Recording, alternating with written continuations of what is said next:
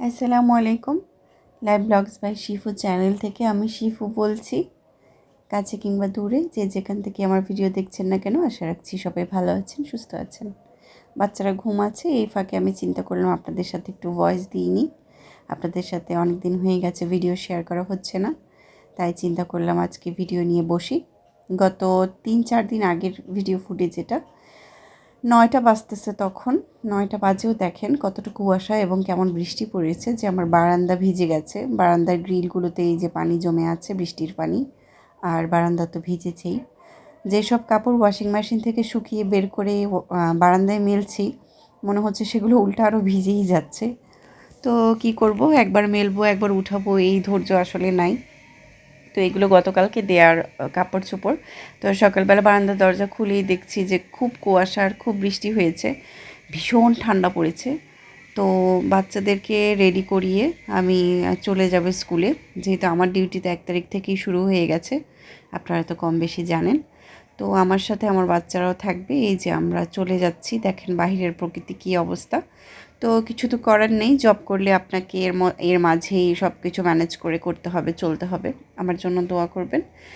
আর আমার কাজটা বা আমার পেশাটা যাই হোক না কেন, আমার সন্তানরা কিন্তু এই পেশা বা এই জব রিলেটেড, মাকে যে জব করতে দেখছে, এটা একদমই ওদের লাইফে এটাই প্রথম। এর আগে তো কখনো ওরা এই জিনিসটাতে অভ্যস্ত ছিল না যে মাও অফিস করবে, মাও কাজ করবে। তো আপনাদের সাথে যেটা না বললেই না, আমার বাচ্চারা আমাকে যদি সাহায্য না করতো, মানসিক সাপোর্ট বলেন, শারীরিক বলেন, সব দিক থেকে যদি আমার কাজটাকে না বুঝতো, তাহলে কখনোই এই পথটা এত সহজ হতো না। তো আলহামদুলিল্লাহ যে ওরা বুঝেছে, ওদের জন্যই কিন্তু আমার জব লাইফটা এতটা সহজ হচ্ছে বা সহজভাবে আমি নিয়ে যেতে পারছি। তো এখন যে ভিডিও দেখছেন, এটা ওদের স্কুলের ভিডিও, অর্থাৎ আমি যেখানে জব করি সেই স্কুলের ভিডিও। আর স্কুলে যেহেতু স্কুল বাচ্চারা একা একই করে, বুঝতেই পারছেন যে কী অবস্থা স্কুলটার। যদিও আমাদের স্কুলটা চেঞ্জ করবে, স্কুল চেঞ্জ করবে বলতে স্কুলের প্লেসটা চেঞ্জ করবে, তখন হয়তো আরেকটু সাজানো গোছানো যাবে। তো সেদিন গিয়ে বাচ্চাদের আমি বই খাতা নিয়ে আসি, ব্যাচ, বই খাতা, টাই সব কিছু নিয়ে আসি, এবং তাদের জীবনের যে নতুন বই খাতা, নতুন সব কিছু, তারা বেশ খুশি ছিল, এক্সাইটেড ছিল। কারণ ওরা পড়ালেখা করবে, এটা আসলে ওরা খুব মজা মজা মনে করছে। হ্যাঁ, যখন দিন যাবে আস্তে আস্তে তখন বুঝবে আর কি যে পড়ালেখা যে কত কঠিন। তখন আস্তে আস্তে বলবে যে না, পড়বো না, যেটা আমরা করতাম, যে নতুন বই খাতা পেলে অনেক খুশি হয়ে যেতাম, কিন্তু পড়তে আর ভালো লাগতো না। তো যাই হোক, এই যে দেখেন বাচ্চাদের হ্যান্ডরাইটিং বুক দিয়েছে।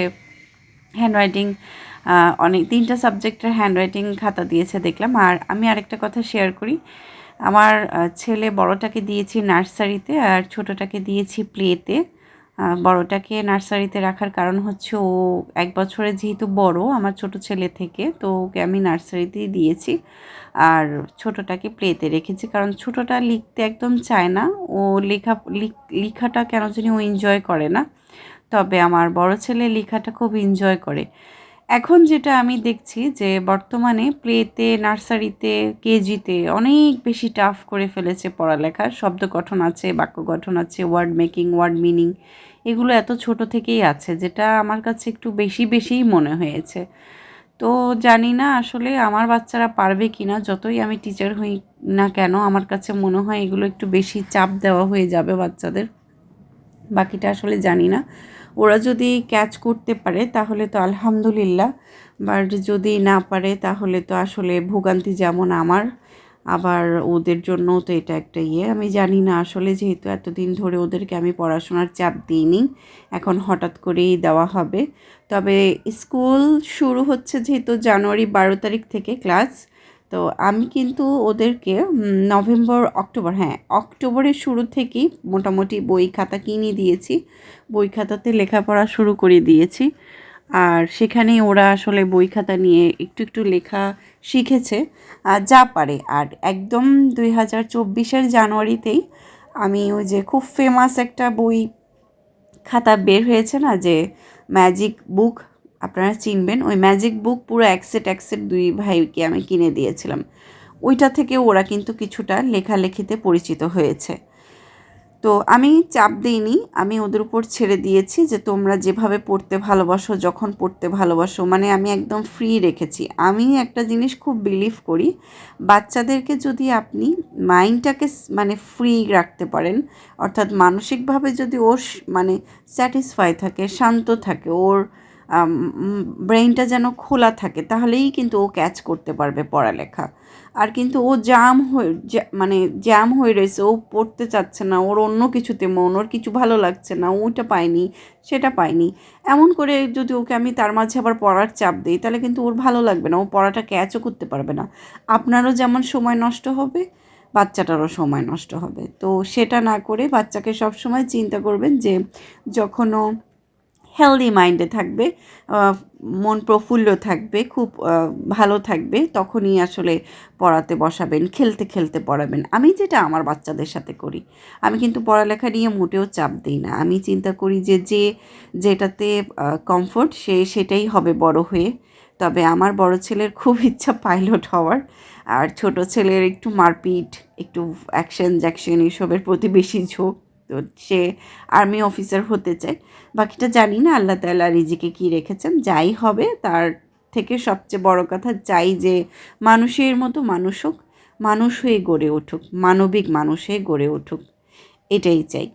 তো এই যে স্কুলে ওরা মজা করছে, আমি বসেছিলাম, যেহেতু এখনও গার্জিয়ানরা আসতেছে, বাচ্চা ভর্তি করাচ্ছে, তো কিছু কিছু টুকটাক আমাদের অফিসিয়াল কাজ ছিল, সেগুলোও করে করে এই যে মাঝে মাঝে আবার ওদেরকে এসে সময় দিচ্ছি। তা আপনাদের সাথে কিন্তু টুকটাক সব শেয়ার করছি যে আমি আমার লাইফটাকে কীভাবে, জব লাইফটাকে কীভাবে স্পেন্ড করছি, কীভাবে নিয়ে যাচ্ছি। সব কিছু কিন্তু এত সহজ না। এখন যেমন মনে হচ্ছে সহজ, আসলে কিন্তু এতটা সহজ না। যখন ক্লাস শুরু হয়ে যাবে তখন কিন্তু আরও বেশি কঠিন হয়ে যাবে আমার জন্য সব কিছু। কারণ তখন মানে বাচ্চাদেরকে সময় দিতে পারবো না, আমি খেলতেও পারবো না, ওদেরকে দেখাশোনা করতেও পারবো না। তখন দেখা যাবে যে আমাকে আমার জবের দিকে কনসেন্ট্রেট বেশি দিতে হবে। তো সেইগুলো যদি পারি ইনশাল্লাহ শেয়ার করব, আপনারা দেখবেন, যদি দেখতে চান আমি দেখাবো। এই তো, তবে মনে হয় না এটা কোনো স্কুল অ্যালাউ করবে যে আপনি ক্লাস চলতেছে আর তখন আপনি কিছু মোবাইল বের করবেন। এটা কখনোই কোনো মানে প্রতিষ্ঠান অ্যালাউ করবে না, আর এটা হওয়া উচিতও না। তবে টুকটাক আমি শেয়ার করবো ইনশাল্লাহ। তারপরে তো আমরা চলে এসেছি।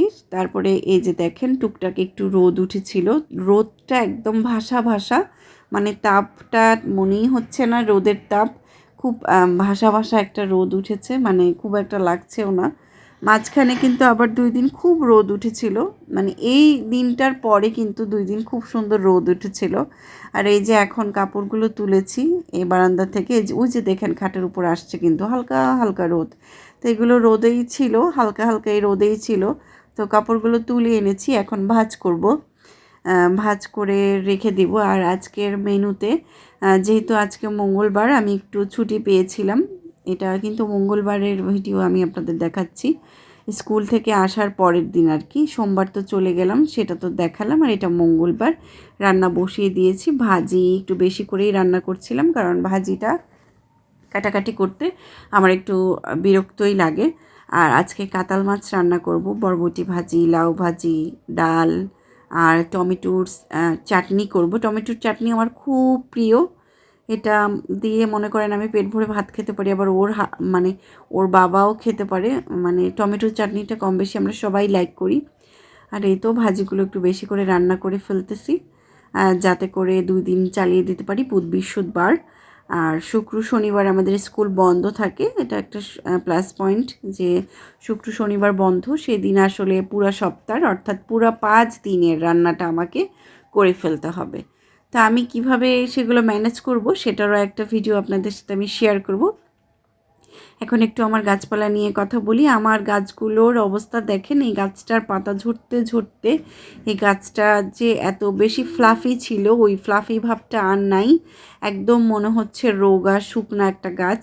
আর এখন যে গাছটা দেখতে পাচ্ছেন, এটা কী গাছ আমি ঠিক জানি না, আমি কিন্তু গাছ চিনি না, ওইটাও কী গাছ আমি জানি না, আমার মনে হয় ওইটা মরিচ গাছ, আমি যতটুকু বুঝতে পারি, কিন্তু এটা কী গাছ আমি জানি না।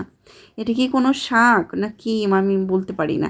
আর লাল শাকের এই যে অবস্থাটা খুব বাজে, আমি জানি না এটা এমন কেন হয়ে গেল, কী কারণে হয়ে গেল। আর বাদবাকি গাছগুলো রোদ পাওয়ার পরে মোটামুটি ভালোই আছে। রোদটা আসলে খুব ইম্পর্ট্যান্ট, যেমনটা মানুষের জন্য তেমনটা গাছপালার জন্য।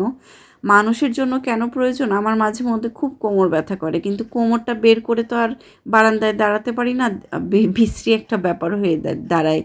আর ঘরের বিছানাতেও যে আমি শুবো, সামনাসামনি তো অনেক বিল্ডিং আছে, কিন্তু এই রোদটা আমাদের শরীরের জন্য কিন্তু খুব খুব খুব উপকারী। তা আজকের ভিডিওটা আপনাদের কাছে কেমন লাগলো কমেন্ট করে জানাবেন। যদি খুব বেশি ভালো লেগে থাকে ফ্রেন্ডস অ্যান্ড ফ্যামিলির সাথে শেয়ার করবেন। আর নোটিফিকেশনের বেল বাটনটা ক্লিক করে যাবেন, যেন এমন ভিডিও আমি ছাড়া মাত্রই আপনার কাছে নোটিফিকেশনটা চলে যায়। আমার চ্যানেলটাকে অবশ্যই সাবস্ক্রাইব করবেন। আপনাদের একটা সাবস্ক্রাইব আমাকে সামনের দিকে এগিয়ে যাওয়ার জন্য অনুপ্রাণিত করে। আজকে প্রথম বাচ্চাদেরকে একা ভাত খেতে দিয়েছি এবং মাশাআল্লাহ তারা একা ভাত খাওয়া শিখে গেছে। তবে একটু কষ্ট হয়েছে আমার এটা ম্যানেজ করতে, কারণ যেখানে ভাত খেতে সময় লাগে, মানে আমি খাওয়াই দিলে সময় লাগে সর্বোচ্চ 10 মিনিট, সেখানে আধা ঘন্টা লাগিয়েছে তারা একা একা খেতে। কিন্তু কিছু করার নেই, প্র্যাকটিসটা তো করতে হবে। যেহেতু এখন আমি নিজেও ব্যস্ত থাকবো, তাই ওদেরকে একা একাই খাওয়াটা শেখাচ্ছি, আর স্কুলেও পড়ছে যেহেতু। তো সবাই ভালো থাকবেন। নতুন ভিডিও দেখার আমন্ত্রণ জানিয়ে আজকে স্ন্যাক্স দেখিয়ে বিদায় নিচ্ছি। আল্লাহ হাফিজ।